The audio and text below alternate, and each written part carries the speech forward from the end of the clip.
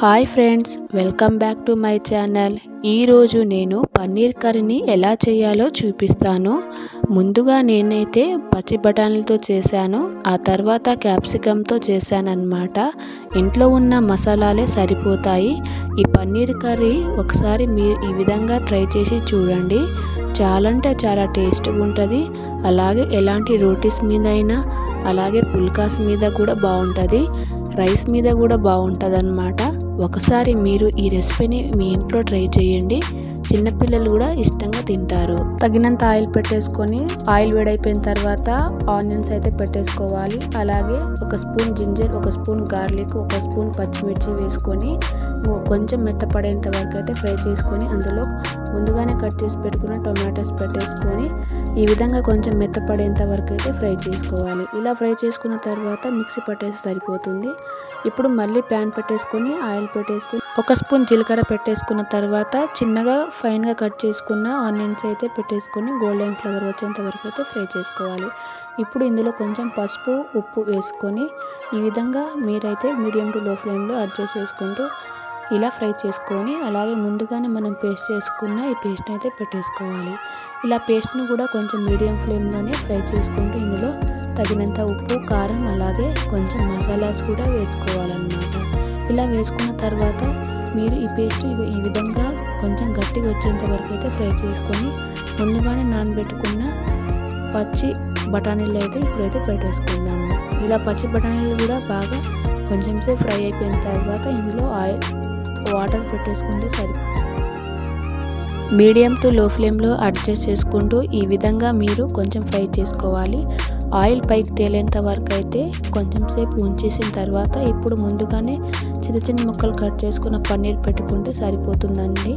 ఇప్పుడు లాస్ట్ తగినంత కొత్తిమీరను కూడా పెట్టేసుకుంటే సరిపోతుంది. పన్నీర్ బఠానీ కర్రీ రెడీ. సెకండ్ రెసిపీని స్టార్ట్ చేద్దాము. క్యాప్సికమ్ పన్నీర్ కర్రీ చాలా బాగుంటుంది. ఒకసారి ట్రై చేయండి. ఎలా చేయాలో చూపిస్తాను.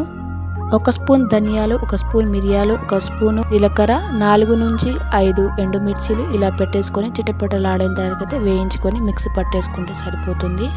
ఇదే మసాలా స్పెషల్ అన్నమాట. ఇప్పుడు మళ్ళీ ప్యాన్ పెట్టేసుకొని 1 cup onion, 1 cup capsicum cut చేసేసుకొని ఇందులోకి కొంచెం ఉప్పు, అలాగే కారం పెట్టేసుకొని కొంచెం మెత్తపడేంత వరకు అయితే ఫ్రై చేసుకోవాలి. ఇలా ఫ్రై చేసుకున్న తర్వాత 1 కప్పు టొమాటోస్, అలాగే పన్నీర్ కూడా పెట్టేసుకొని కొంచెం సేపు ఫ్రై చేసుకోవాలన్నమాట. ఇలా కొంచెం ఫ్రై చేసుకొని మనం ముందుగానే పెట్టేసుకోవాలి. ఇలా ఫ్రై చేసుకున్న తర్వాత మనమైతే ఇందులోకి కొంచెం మిరియాల పొడి కూడా పెట్టేసుకుంటే సరిపోతుంది. మళ్ళీ ప్యాన్ పెట్టేసుకొని తగినంత ఆయిల్ పెట్టేసుకోవాలి. అలాగే 1 స్పూను జీలకర్ర, అలాగే చిన్నగా కట్ చేసుకున్న ఆనియన్స్ 1 కప్ పెట్టేసుకొని కొంచెం గోల్డెన్ ఫ్లేవర్ వచ్చేంత వరకు అయితే ఫ్రై చేసుకొని ఇందులోకి గార్లిక్, జింజర్ పేస్ట్ అయితే పెట్టేసుకుంటే సరిపోతుంది. 1 స్పూన్ అయితే సరిపోతుంది అన్నమాట. ఇలా కొంచెం స్మెల్ పోయేంత వరకు అయితే ఫ్రై చేసుకొని ఇందులోకి కొంచెం ఉప్పు, కారం, అలాగే పసుపు, కొంచెం ధనియాల పొడి, అలాగే కొంచెం జీలకర్ర పొడి వేసుకొని ఈ విధంగా అయితే మీడియం ఫ్లేమ్లో ఫ్రై చేసుకోండి.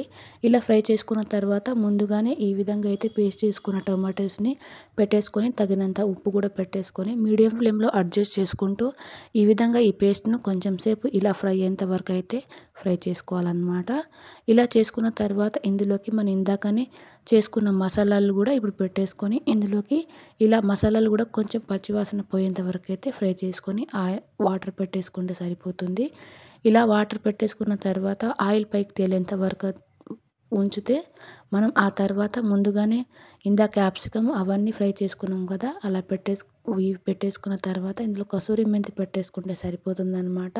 ఇప్పుడు ఇందులో కొంచెం కొత్తిమీర, అలాగే 1 స్పూను కొంచెం పెరుగు పెట్టేసుకుంటే మనకు పన్నీర్ కర్రీ అయితే రెడీ అయిపోతుంది అన్నమాట.